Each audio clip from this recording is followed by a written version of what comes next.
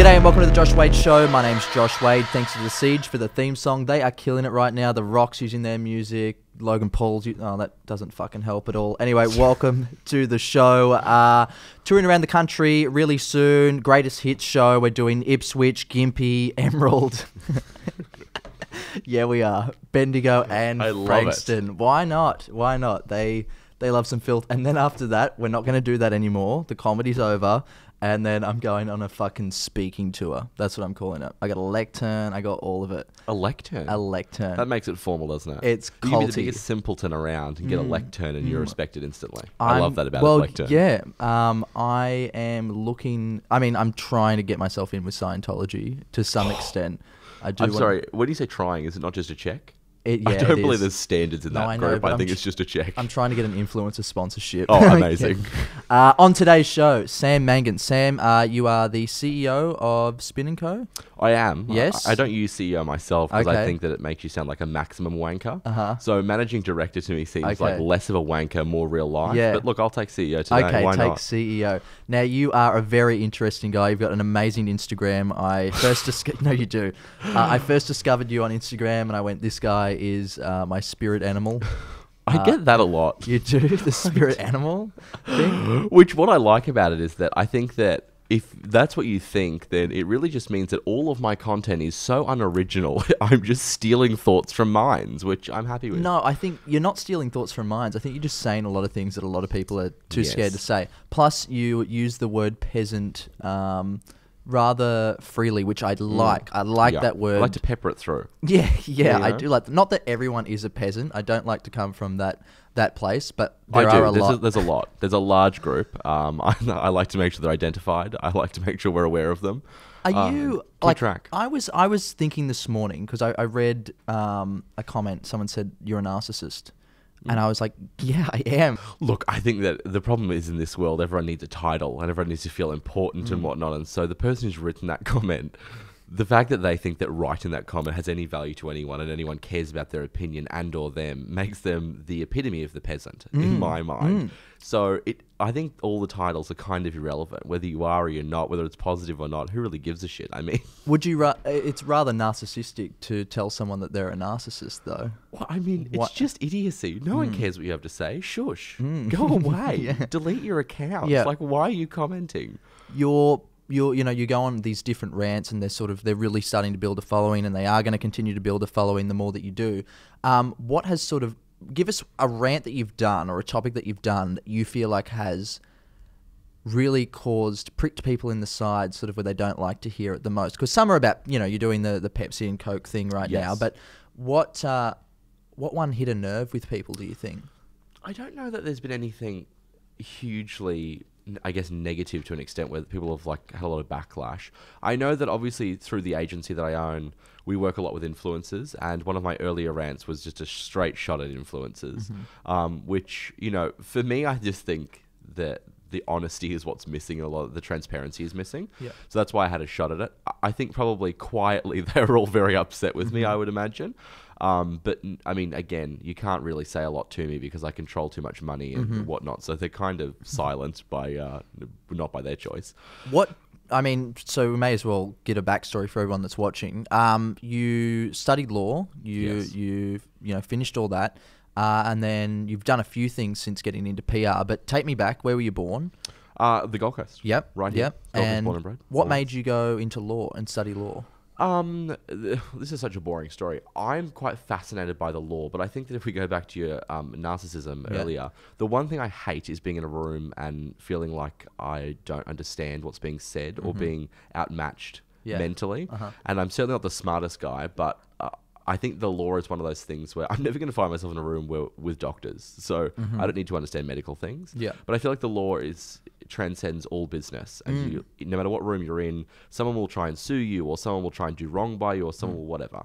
And I think having a grasp over it would allow me just a much better understanding of so many facets of business. And it's also a real degree. So like people who have business degrees, I don't really get that. I don't see what you're doing. So for me, unless you learn the law, you don't understand the law. There's no way to understand it without. I guess you could just do all the readings yourself, but I think it's quite difficult to comprehend unless you're taught it by someone who understands it.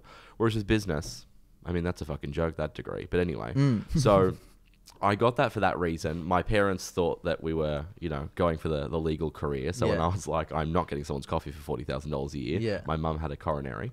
And then I started, so I had many businesses through the years. So when I was, I don't know, like 13 or something, I started a glow stick importing business. And sold glow sticks to school fetes. Because like, of course they're going to buy it from a young child because they're like, we want to help you out. And so at the same time I could gouge them like no tomorrow. So it was amazing. They're like, if you can match the price this company's doing it for, I was like, match it. They're glow sticks. You know what they cost? Nothing.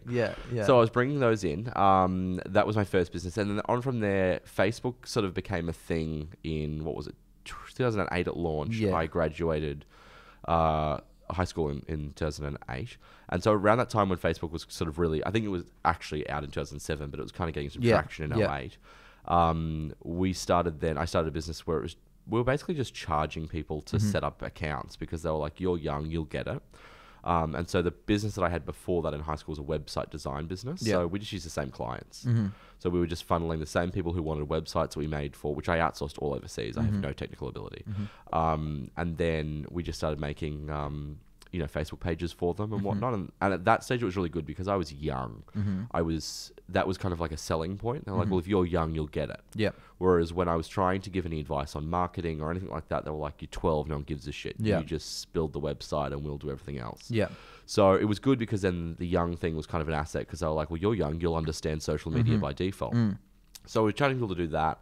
And I had that business for a long time. And I had that through uni as well. And in the later parts of uni, my sister graduated with a PR degree. And that was kind of the first time I was introduced to what PR actually was. I mean, we all know PR when you see it in a newspaper, on TV, etc.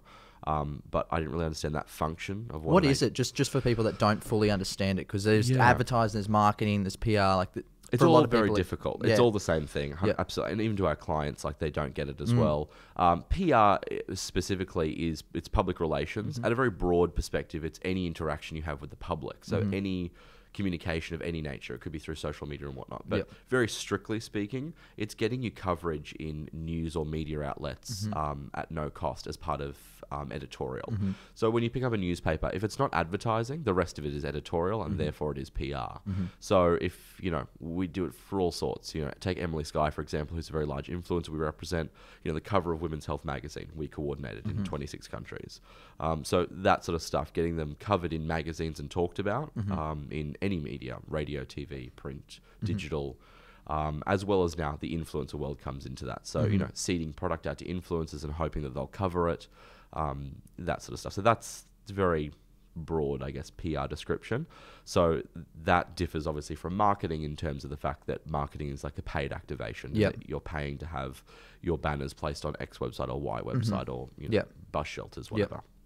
So, it's interesting with the influencer space being, it's quite dynamic in the sense that, say someone like Emily Skye, she is also the newspaper. She's the media company as well. So instead of, it feels like it's a back and forth. That world is obviously changing now, and obviously, I mean, we all know it, but I don't know how much people really understand how much it is changing with newspapers and stuff like that. How do you feel?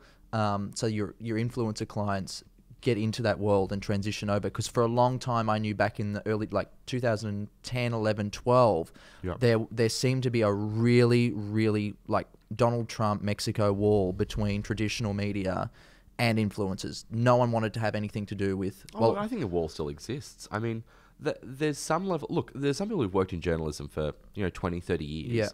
And they were there in the height of the newspaper and the height of the news media, where everyone got their news from print or from watching the TV in the morning or listening to the radio on the way to work. And that's shifting now. So there's a level of bitterness. And of course there is, because your entire career is virtually disappearing before your eyes. You're seeing colleagues get fired. A job that you used to share with 7 people, you now do yourself. Yeah. It's a really tough environment for a journalist to be in at the moment. I think there are some companies that are adapting to that better, but there's still certainly, a divisive nature between them. But at a 10,000 feet looking down, sort of bird's eye view of the industry, in my opinion, it's still, no matter what we do, like Emily Skye, for example, 35 million people a month watch her video content online. She's got almost 15 million followers around the world. She can walk down the street in numerous cities and be stopped for photos every 100 meters.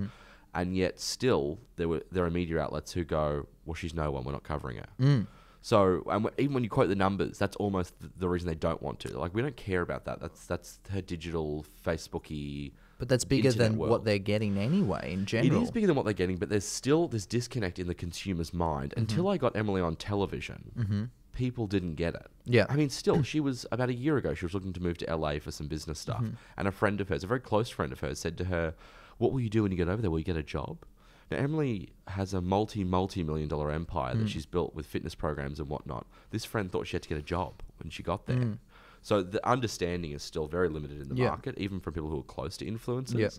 But aside from that, when you get on the front of a magazine, when you get on TV, people just think it's a whole different level. Like, they can't fathom it, because for some reason that's what makes you famous. It's the same reason that people think that if you're on Big Brother or any of these reality TV shows, you're rich, right? You've been on TV, you must be rich. There's literally a lady that was on The Bachelor that works down at the hairdressing salon down here and drives a shitbox. I'm like, they don't get paid. They don't get paid. I mean, look, Ashley from Married at First Sight. She's on TV and the show's still airing and she's serving you a cup of water on Virgin flights.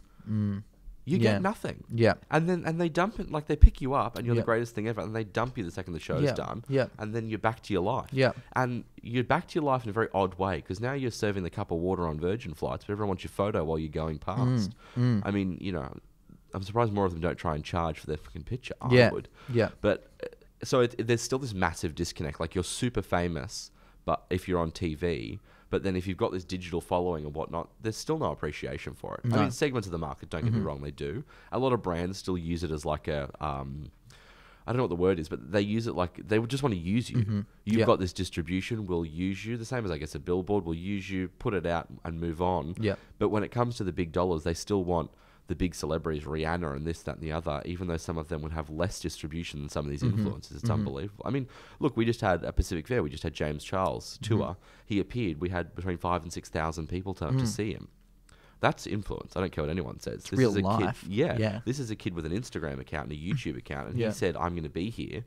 And not even that many times. And that resulted in mass hysteria. Yeah. People camped out overnight. I mean, I work in it every day, so I see it happening. But a lot of people still don't get it. And until you're on the news, I mean, even James, he was on a billboard in Pacific Fair. And then that's when his followers were like, I can't believe you've made it. To what? Yeah. A billboard inside a shopping centre. Yeah. He's making huge money Yeah. online, has enormous influence, is partying with Kim Kardashian and blah, blah, blah, at their launches and whatnot. But the billboard inside the shopping centre, now you've really got there. So why is there still that disconnect? Because I think for a lot of people, I think because social media is far more real in the sense that it's much easier to believe that it's real, because it's consumed in a platform that I can play in as well as Joe Blow down the road. For a lot of people, and still to me, like, we work here with, some people that have been on TV and some people that have this heightened inflate of importance. And for no reason... have those people? Yeah. Have a heightened inflate? Almost, it's similar. It is similar to people that are influencers. It's just lovely to look at, like, the influencers and go, like, it's gonna be over soon. Like, just trust me. There's another one of you. Trust me. You've only got 2 years left. Another dozen. Yeah. The machine keeps going. You're just a wheel in it. Yeah. But for the people on TV, I've had conversations with these people where they don't want to play in the digital world, not because they think it's below them, because I think they're just starting to get that, holy fuck, I probably should post on Instagram. 100%. But they feel like the field is too it's done. As in, like, there's too many people. The level of entry, this is what we get a lot. The level of entry is too low. Anyone can be a star. But I feel like if the level of entry is too low, then to succeed at that, you have to be really fucking good to get through the shit. Whereas TV, you got cast to be there. You didn't do shit.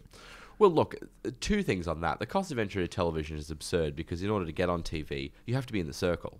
Full stop. I mean, the perfect example of that is The Mentor and Mark Buras. Yeah. Now, this is a talentless individual who's not really built a business, let's be fair. No. He's run businesses of other people's. Yeah. He then spun off and had, this franchise model that didn't really work that well anyway, and then he sold it, thankfully. But he's back on TV, and he's using the television network, Channel 7, to create this entity, which is his own online platform to sell business advice. Yes. And he's just using the network, but he can come back on because Australia knows his name. Yeah. Now, there are dozens of people online with big followings that have much better engagement than Mark will ever have, much more appeal than he'll ever have. Personality? But, fucking dead horse. Like a dead horse that's been re-whipped and re-whipped. But they've seen the example. Let's put Mark on the Celebrity Apprentice. Yeah. That'll work. Yeah. How's your multi-million-dollar investment night in the toilet? So I don't understand. Then still, they go back and resell it. And they go, it's Mark Buras from TV. Let's buy it. Yeah, I don't know. I saw his Sunrise interview, and at the end of the interview, I was very fascinated because he started to talk about social media and these courses that he's doing. He's doing the speaking tour, and I'm like, holy fuck. It's like a guy has saw Tony Robbins 10 years late, or, a Gary Vee or someone like that, and they've gone, oh, fuck, that's me, and I'm losing the grip of it. I just don't know how they do it and why they do it. Do you remember the show what was it? Was it Undercover Boss? Secret Millionaire. Oh, yes. I liked that show, though. I thought I'm right into that. Yeah. I'd love to whip the mask off and say, but I wouldn't be doing like the motivational one. I'd be ripping off and going, you're a bag of shit and ruining my company. Get the fuck out. You don't get the money. See ya. Yeah, exactly right. I'd take the bag of money and hit them over the head. Because half of them are in there being rude about the company and stuff. I watched the American one, not the... Is there an Australian one? There used to be. One season. That's the other thing here. One season. Australia is a one-season country. Well, we've got 22 million people in the country, or 23 million. Someone will correct me, I'm sure. 20-something million people. Yeah. Like, America has 300 million. Yeah. You have to come up with the mediocrest of mediocre ideas in order to get someone to watch it because they've got nothing else to do. Yeah. In Australia, our best show gets 2 million. Yeah. I mean, Roseanne, the raging racist, she had 10 million viewers of her episode on a redo. Yeah, exactly. And it was a huge success, though. Like it was the number one shock. rated in the country. 10-point-something million viewers an episode, which is impossible to do there at the moment. But still, 10 million viewers. You've got a TV show like, I mean, take a stab. How many viewers do you think the Kardashians get on Keeping Up with an episode? 16, 20 million. Yeah. 2. Okay. 2 million an episode. Right. And you would presume it would be enormous. Yeah. But it's not, because in order to succeed over there, all you need is to have good content distribution that'll get rewatched. Yeah, it's so a syndication. 2 million on their premiere, and then it'll get rewatched and distributed, obviously, internationally. So each episode would be something in that realm, 30 plus million. Yeah. But on debut, it's 2 million. Yeah. Now, in Australia, The Voice gets more than that. Yeah. In Australia. So over there, the market's just very, very different. We just don't have enough people and enough scale. But again, the gatekeepers for TV are, in Australia anyway, we've got 3 networks. And not really 3, because let's be honest, Channel 10's laughing. But, there's 2 real networks, and of those 2, you've got, 7, 8, 9 people that make the decisions. Yeah. And they're the people letting Mark Buras back on the air. Yeah. So it's clear that they're disconnected from the whole system. Yep. It's not there. There's not multiple production companies. There's only a few who are, again, funded or owned by the same 7 or 8 people. Yes. So it's near impossible to get on television. And no matter what you present to them, even if you could save their network and or help grow their network, it just wouldn't work. When do you think, when I first heard about the Channel 10 going bankrupt and that, I think I put a tweet out. Now, obviously, I very much understand that this is a very idealistic way of doing it. You actually couldn't do this. But in a simple world, would you not... I don't know. If it was me at the helm of that thing, I would have said, rip the fucking satellite off the fucking roof. Because it's going to be worth more as fucking scrap metal than what it's going to be worth anything. Save myself $50 million in whatever the fuck we're making... Put in a fucking NBN connection and send that cunt out into space and just stream the thing. I mean, if on the smart TVs and the Apple TV, they've got the infrastructure there to do it, and just stream the show. Give an influencer or someone like that $500,000. Could you imagine what someone like James Charles could do with $500,000 when they're filming off a fucking DSLR for free? Yeah. Oh, look, I mean, the problem. When is that going to happen? The deal for Channel 10 was incredible because in order to, if you went out tomorrow and said, I want to start Channel 5, I want to buy a free-to-air public license to broadcast on free-to-air, that was worth 10 times what the value of the entire Network 10 was. That's where the value was in buying a free-to-air network, because it's impossible to get a license because the government regulates it so heavily, which is why we only have 3 shows. That's where the value was for them, and I agree that there's certain issues in the fact that eventually TV is going to expire. But I don't know that it will expire in the way that everyone's forecasting it will expire, because we still... I mean, you look at a TV now, a lot of the remotes have YouTube as a button, like built right into it. So the TV will continue to evolve and be in our houses. But I think that broadcast will still exist in a vacuum as well. I think it's a bit like Blu-ray. Like, we've gone a bit ahead of ourselves and no one really knows what to do with it. I don't know that we're quite at that level yet where we'll be able to just get rid of free-to-air. I think we've spoke about this before. Where like what realistically I could see in the next 10 years is free-to-air television just turning, because you can see it now. They can only afford reality TV. That's about it. I mean, the money that they spend on a set for, reality TV is expensive. I mean, $25+ million to do Big Brother. For real? Oh yeah. Oh absolutely. Wow. Okay. And they work it out based on the cost of TV per hour. Right. Okay. That's how networks work out TV cost. And so Big Brother was affordable because it would produce so much TV time. Right. Yeah. Okay. Up late and this, that, and the other, and Friday night games, whatever. So that's how they kind of work it out. But mind you, part of the issue still is if you went through the finances and say how they get to $25 million, you could halve it. Maybe not halve it, but damn close, because they just spend money on nothing. Nothing. Yeah. And also it's the same thing now. I mean, the setup here is the exact example. You can broadcast for nothing these days. The really good quality equipment is not that expensive. You can put it out, you can edit it and whatnot. They're still so bulked up that they can't produce free-to-air TV without such inordinate expense. As technology gets better and better and better, I think that they need to find efficiencies in their business and cut their expenses in half, not by deleting people, but by replacing absurdly expensive cameras and unbelievable satellite uplink equipment when you just don't need that anymore. No. You can record Facebook Live from a phone anywhere in the world, but in order to broadcast live television, they need the satellite uplink truck and the uplink camera and the this and the that. And that's like hundreds and hundreds of thousands of dollars worth of equipment. That's just not necessary anymore. So I think that it will slowly fix. But with Network 10, in order to keep getting money from the 3 different families who funded them up to the point of bankruptcy, their pitch was, we were the millennial network. We'll get younger people to watch us. And so they, and again, use the wrong talent. Like, how is Chris Brown and Julia Morris the right host for that piece of shit show? No. I mean, they were the match for how stupid the show was and how stupid they are. But if you wanted to create something genuine, like you said, get an influencer, get something to put some horsepower behind it, they were just the wrong people. And again, they attract an older audience, not who Network 10 supposedly were going after. So that's where I think Channel 10 sort of lost their way a bit. They kept telling investors, we're the younger network. 9's for older people, as is 7. But then they did nothing to actually get the younger audience, other than the show concepts, like I'm a Celebrity, Get Me Out of Here, let's put some reality TV stars in it. But even those stars that are on there, but again, your budgets, you can't afford them.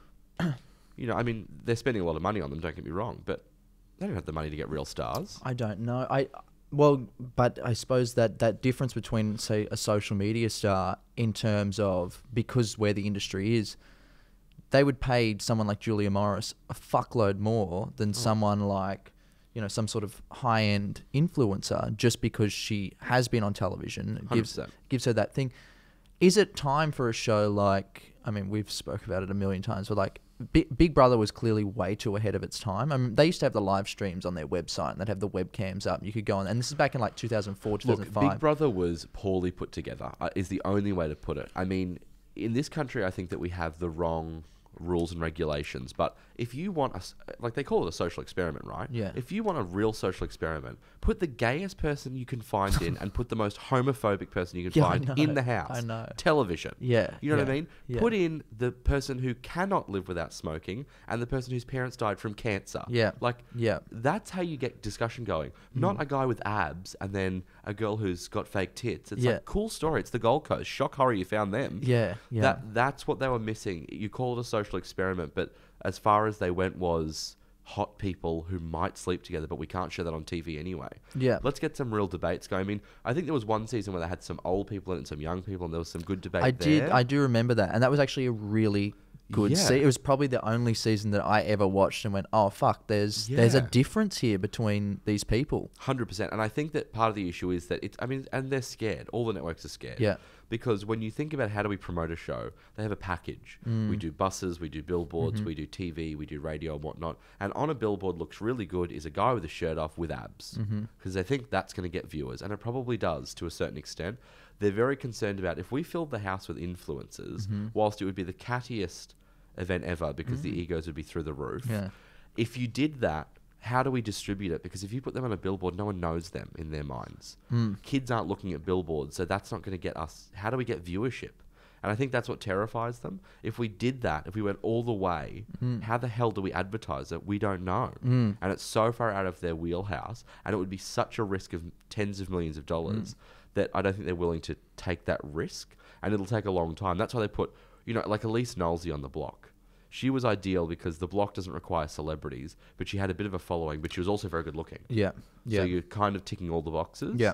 The problem is you need a block where it's like, doesn't matter what you look like. Every influencer we can find who's got real, pull. Is that enough? Is that enough to drive real mass market? Because you're not trying to get 10,000 viewers. You're trying to get 6 figures, 7-figure viewers. You look at The Voice. You need millions of viewers. Can an influencer pull millions of viewers? Because that will include people who don't care about them. They don't have enough fans to aggregate that large sum. Yeah. So how do you get the regular public to care about an influencer they've never heard of that does makeup on YouTube or does this? They don't have enough mass market appeal. That's why they keep going back to the Julia Morrises and the Mark Burases and whatnot, because Mark Buras speaks to the general public because they've seen his face 100 times. Even though he's boring, they'll still tune in. Well, to a certain extent. Not enough to keep the show on the air, but it doesn't matter because he's using them for his own purposes anyway. Yeah. Smart guy. Well, yeah, he is. I mean, he only has to do one season, and there he is. Right. He's the mentor. He's been repositioned as the mentor. It's like the commander. It's like being a personal trainer on The Biggest Fucking Loser. Oh. How much money do you reckon those, what was it? Not Michelle Bridges. She's Michelle one of them, but Bridges. she's doing the same thing. She's an entrepreneur now and an influencer. her businesses do in excess of $20 million a year. Yeah, yeah. Off the she's back of killing it. licensing and whatnot. And again, when you go into Woolworths and an older person goes to buy an instant-made meal, Yeah. and it's called Michelle- Foods, yeah.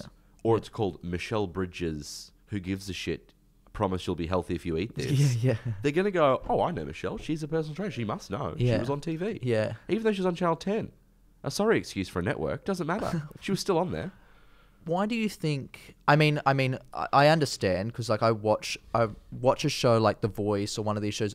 I don't like keep up with it, but if it's on TV, I'll sit there and watch it out of pure, oh, what are they doing now with television? Out of this weird curiosity.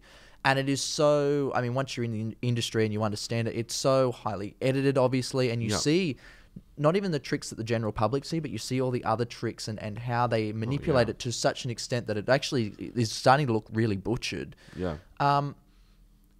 Why don't you think people see through that yet? Like, it's Do people care to look through it?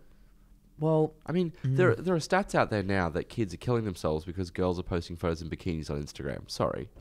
Where are your parents? Like, I mean, how on they're earth watching is that the fucking affecting you? Voice. Well, not as many of them as before, but you know what I mean? That's part of the issue is that, like, I think that, I mean, you see photos of these influencers and it's like, I can see the FaceChin lines. Yeah. I can see where you've pulled your ass out or your tits out or your Okay. body in. And people are still going, oh, dream body, or like family goals for influencers. Meanwhile, it's fucking ruin at home. It doesn't matter. It's family goals. Can we talk about FaceTune? Let's move away because let's get into it. I've said it to you once before. I wanted to see a FaceTune rant, but I think we may as well just do it now. I've got a million people have done it before. Yep. And it's obviously, But I got some hate on the FaceChin rant. oh, You're right. That's where I got some. right. People didn't like that. The thing is like They actually said to me, you FaceTune your photos, so you're a hypocrite. Can't use the app. No idea. No, Never used it. I get you. That's a lie. I've used it once. I did Okay. my teeth once. Oh. When it first came out, yeah, and I had a presentation from the company in the US, Yeah. and I did my teeth. But I've just had them whitened, so Yeah. now I don't need you. So Thank it's you. real, yeah. So it's real. I have friends, or I wouldn't even say friends, acquaintances. Love them. They used to be friends, but they used FaceTune. Fair enough. They use it, and I've got this desire inside because I really like. If you're not comfortable with who you are, go get work done. Don't give a fuck. Like whatever. 100%. Change it in the real world so I can see it. But there are these motherfuckers out there that will whiten their teeth to an extent where it's like not even believe. I'm like, where are your teeth? It's just like you've gone on paint and clicked Yeah. white and just gone. And it's like this fucking weird There will cloud. be a friend of mine watch this right now. Name's Taylor. Love her Yeah. to death. One of Yeah. my oldest friends. Yeah. Best person you'll meet. Her teeth are brighter than the sun in every single photo, Yeah. and she wears it like a badge. She's proud of it. Good. And good on her. Look, Good. bang, and they are just like another level. Yeah. I mean, I sat under the fucking light for hours to get Right. mine even a tenth of the shade of her Yeah. teeth. Yeah. And I don't think anyone believes it, but who gives a fuck? They just don't care. Well, I suppose then I've got these other people I have on my. How much of the people that you follow on Instagram are people that you sort of just follow out of what the fuck are these?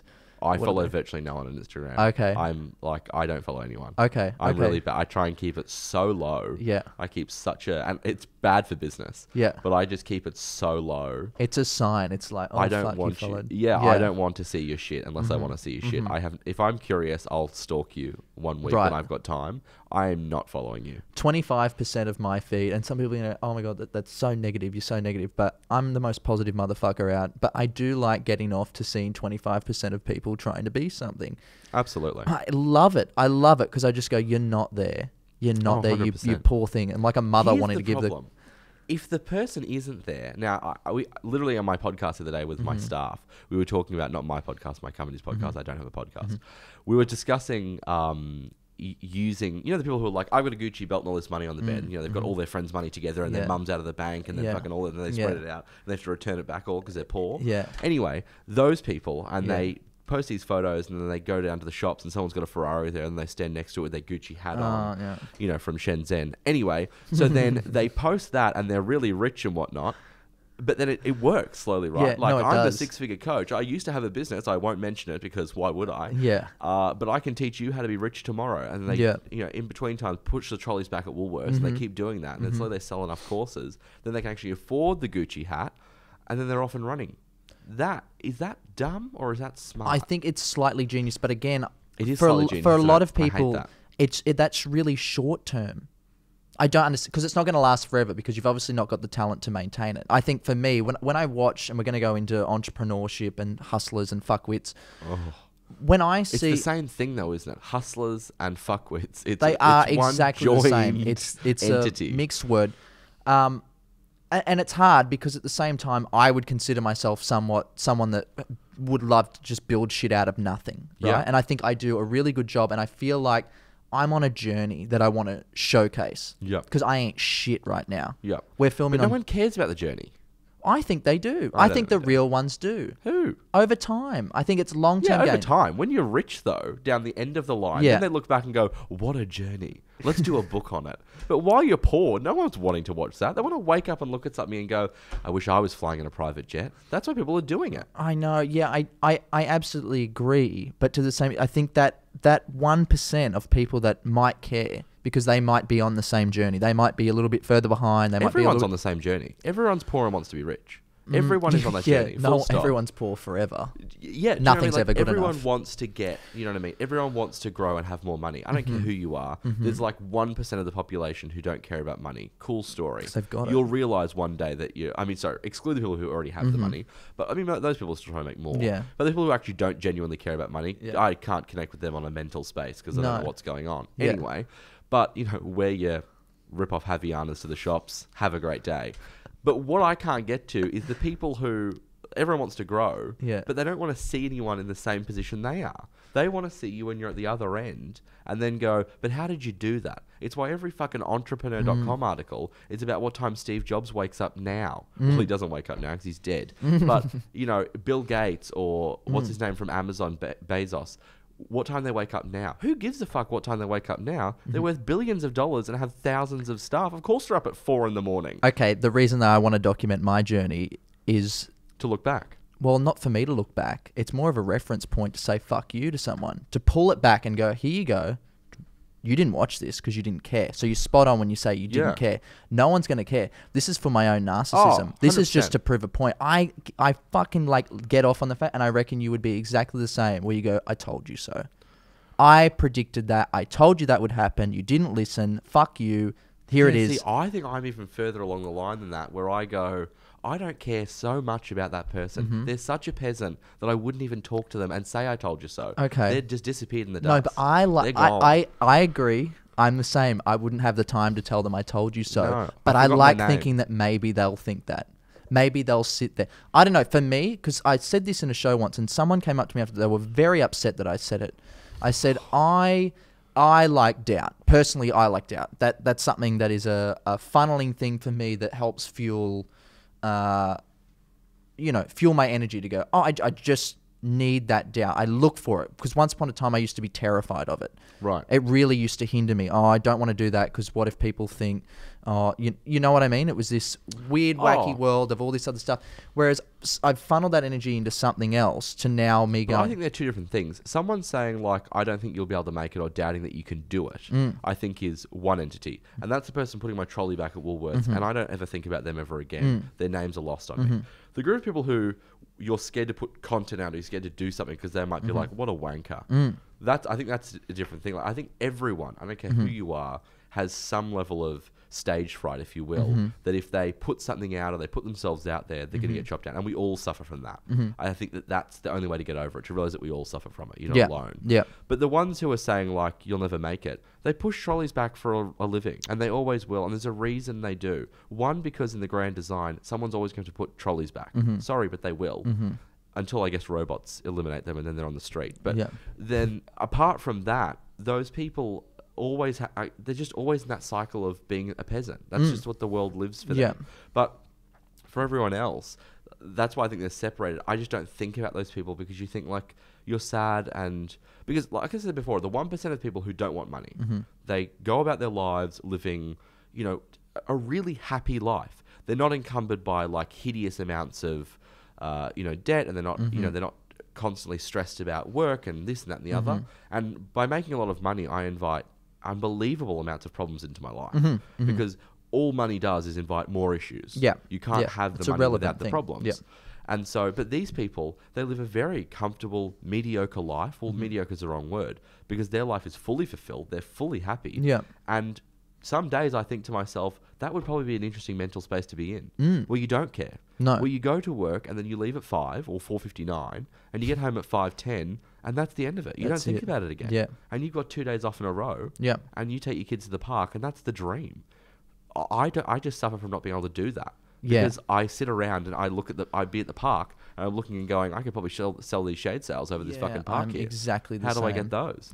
And so I can't get into it. They can. And so I think, like, good on that person for having that mental space. But the people in the between who are like, you'll never be able to make it, or this, that, and the other, they're just an irrelevancy to me. They're not even a road bump, because they're so irrelevant to the whole process. Because if you're not willing to get off your ass and do something for yourself, then you don't deserve it anyway. So keep pushing the trolleys back. But we all feel if I put this out, imagine what someone could say. I mean, every time I put a rant out, you have a moment where you think, like, oh God, here we go. Someone's going to say something. Or the irony is that, again, when I first started putting them out, people even close to me were like, what are you doing? Nobody cares. Which is true. Nobody cares. But now that there's a little bit of a following, they're the ones commenting and talking to friends, and and it's always the way until you prove it. And that's why I always say my story, I'm right on the razor line of being the problem Gen Y fuckwit to the Gen Y success story, because I got my degree and said, I'm not getting someone's coffee for 40,000. Go fuck yourself. Start my own business. Several didn't work. One did. Here I am now. If that business didn't work, I'm the fuckwit who wouldn't get coffee because I didn't want to put the work in. I didn't want to work my way up the ladder. Whereas I did do the work. work. I just didn't do it in someone else's office. But see, the thing is that if that business failed, you would have just done another one. Of course. That's the thing. I'm exactly the same. So I said to a friend once, because I've never had a job other than when I was in high school. I've never had a job. At 17, I started saying the word cunt on the internet, and I was like, great. If I can market this word, the most scariest thing to anyone ever, and create a career out of it, sell tickets using it, do all of that, Incredible. I can fucking sell anything, right? Yep. Then I got to a point where I was doing it. I was like, holy shit. Yep. Maybe I aim too low. If it really is that easy, if all you have to do is say, I'm going to do something, and then go and do it every single day, and keep going and going and going. I mean, I'm at the arse end of it. I had to stop because I was like, okay, this is failing now. It's run its course. Yeah. I have to do something else now. For me, and I guess the same would be for you then with what you were just saying, is your back needs to be pushed up against a wall for you to be able to move forward. Like, you need to be in a position where it's like, I've got nothing to fucking lose. I'm here. So here. I don't. No? I don't need that. No. I'm not fueled on, like you said before, by telling people I told you so or whatever. Yeah. Like I think I'm very unique in the fact that I'm self-motivating to an extent. Like, I obviously have days where I'm like, fuck this. Okay, I want to clarify then. I don't necessarily... I don't want to hear personally, because I don't want people to comment and go, oh, that's all you need to... Like, because I've never needed that. No. I don't need doubt necessarily. I like it. Yeah. I like the idea of someone saying, oh, he can't do that, and then them going, oh, fuck, he did it. That sort of is cool to me, out of my vision. But at the same time, I've never needed anyone tell me that I'm good or anything. It's never been a thing. It's just, it is what it is probably my thing. 100%. Sorry to interrupt, but I just No. I'm probably the same, I guess. I just never really think about the people who are saying, if someone says to me, but maybe it's a different point in my career. Maybe if when I was earlier on, if someone said to me, you'll never be able to do it, and then I did it, maybe then I would have been like, fucking, here you go. Yeah. But certainly now, if someone says you can't do it, I just think to myself, like, but I can and I will, or I have, or like, and it's just an irrelevancy. But it's the same for me. Like, if we finish a campaign or we finish something, in the business, I don't look back and go like, wow, I killed it there. I'm completely on to the next thing.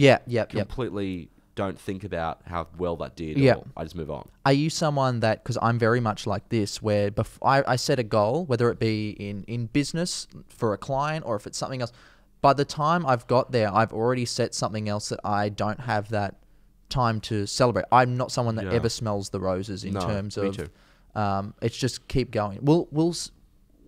There's no pinnacle for you. It's just keep moving forward. But I think that I live the roses to an extent, Right. because you know there's a part where I can fly business class wherever I want, and I can stay in nice hotels, and so I think that I don't stop and look and go like, this is really lovely, but I'm living a life where that's what I wanted. Yeah. And so I'm living the roses to an extent. Yeah. I just don't stop and go like, good work, Sam. Here we are. You know what I mean? I go with my life and there it is. And so if something were to happen and I wasn't able to achieve that, I'd be like, well, hang on a second. We need to fucking fix that. Yeah.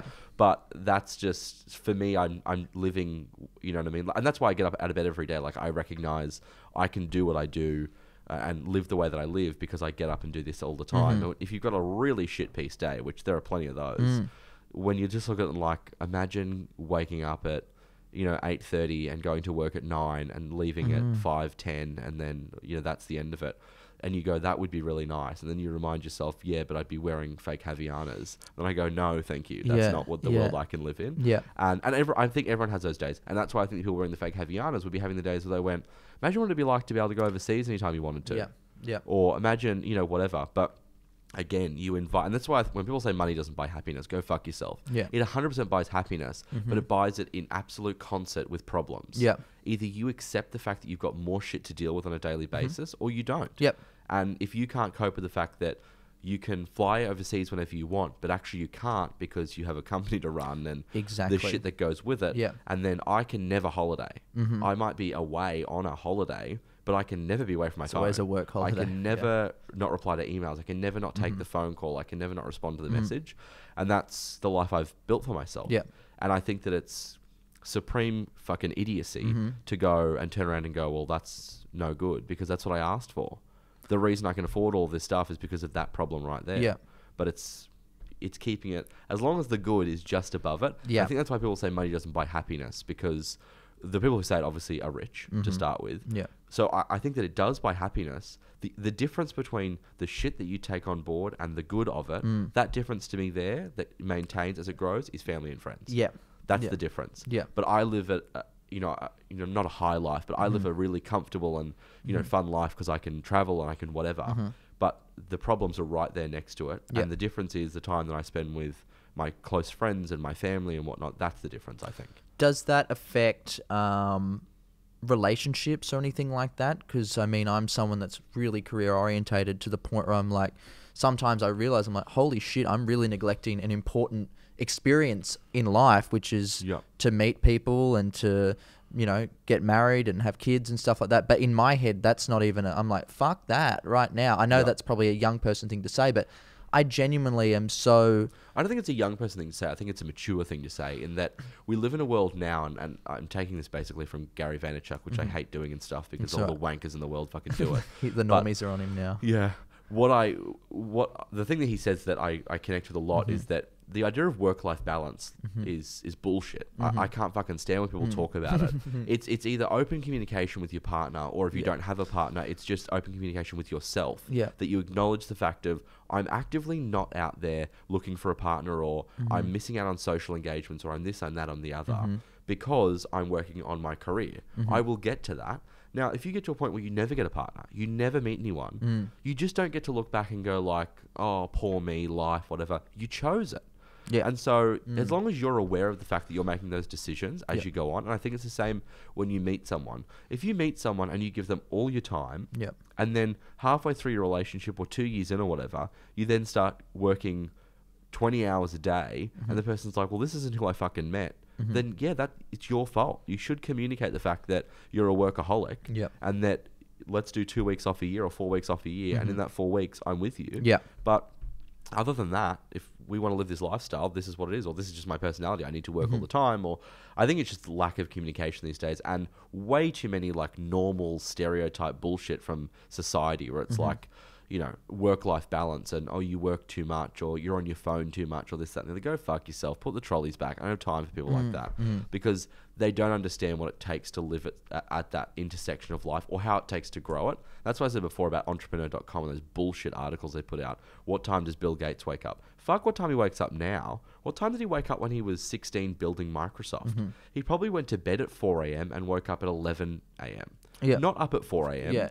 He was up until super late at night, and that's the time that matters. Why do we care what Amazon fucking Jeff Bezos is doing now? No. None of us are billionaires with a fucking 10,000 employees. Who gives a shit? What was he doing when he was poor and building the thing? He was probably working till 4 a.m. and then up at 10 a.m. and that's the time that matters to me. And then, I get up at fucking 4 a.m. and then I have a super smoothie and then I go to the gym and then Tony Robbins calls me and then fucking shut up. No one cares. What were you doing when you couldn't afford the fucking smoothie from Starbucks and you had to just drink water out of the tap, mate? Like, that's the story that I think we care about. And there's way too much emphasis put on the people who are already fucking loaded and the people modeling their lives on like, I get up at this time, I do this, I do this. When you're trying to build a business, there's no fucking time for the gym, this and that. Some days, sure, but a lot of the time you work the whole time just trying to get shit done before you've got hundreds of staff to delegate all the shit to. So I think it's just generally societal pressures that are put out that are just completely incorrect in every way, shape and form.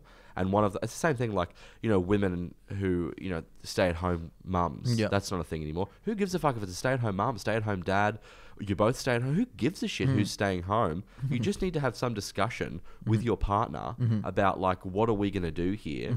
How is this going to be managed? Because, like me, I'm a workaholic. There's no fucking way I'm going to be a stay-at-home dad. I'd shoot myself in the face. There's just no fucking way. Because I wouldn't even be there. I'd be sitting there on my phone the whole time. I'd be the worst parent. Whereas my partner, let's hope he is, because otherwise we're in trouble. There's going to be no kids. Do you know what I mean? Like, and I don't think unless you have that discussion, I just don't think you have any chance at making any of it work. That's the understanding that needs to sort of be apparent. I think that people start bitching at the other end when they weren't open about it, and then it doesn't work out, and then it's poor me and poor fucking life, and who gives a shit? All right, I'm going to end on this one. Is entrepreneurship the new influencer? No, I think entrepreneurship's just the new buzzword for wankers. I mean, Yeah. like when you can select it from a drop-down menu. That was when the problem began in my mind. Yeah. Entrepreneur was a title that was given, granted, gifted, if you will. You don't even need to make by- an account. No. It's easier than fucking being a YouTuber. Yeah, and the word was like, as someone who I think entrepreneur, I've grown up with entrepreneur as a title that was once real Yeah. and is now fucking bullshit. Yeah. And so I think that when I grew up, it was like Richard Branson and all these people Yeah. were given the title Yeah. by magazines, by big institution, by Yeah. Forbes. Yeah. Now it's given by a drop-down menu on Instagram. Yeah. No wanker, you're a fuckwit. You don't deserve the title. Yeah. And also, you can't give it to yourself. Nah. You Nah. don't get to decide you're an entrepreneur. To me, it's someone who's had a lot of time in the game, multiple business interests. It's a very specific type of person. Someone who starts a business and grows it is not an entrepreneur. I'm sorry, that doesn't classify you as that. And if you're in your garage now, you don't get to call yourself it yet. Prove that you're it, and in 20 years' time, we'll talk about it. But at the moment, it should be drop down dick bag. That's what they should be fucking selecting. I can't get on board with those people. They're the worst kind of people on social.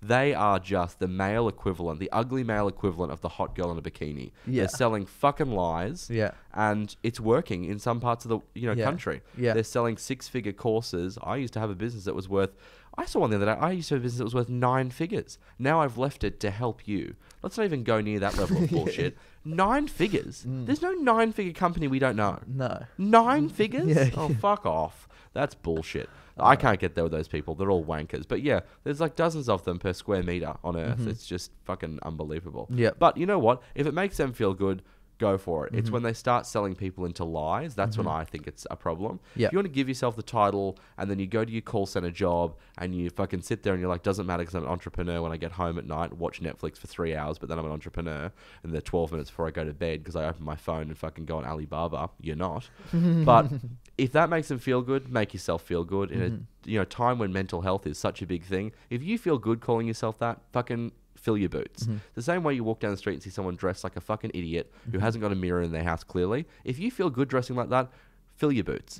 But I think that it's the people who genuinely are out there scamming people by selling them into a program, a course, a meeting, whatever, when they have no idea and they've just gleaned the information off the internet. Yep. And if you go out and you create a course and you are honest about how you've created the course, then fine. Just don't pretend you had a 9-figure business and all of a sudden you're fucking killing it, because it's just not true. As is most of the businesses out there when they, talk about their revenue figures and their this, that, and the other. Most of them are fucking bullshit. They've just inflated the numbers so that they look as good as they can and they can get on all the lists. Yep. It's like television. Sam, thanks for coming on. Appreciate it. Thanks for having me. I'm sure we've got some good bits there. And Let's hope. yeah, no, there's definitely some. Thanks for watching the show. We'll see you next week. That camera's dead. Doesn't matter. Thank you for not filming me.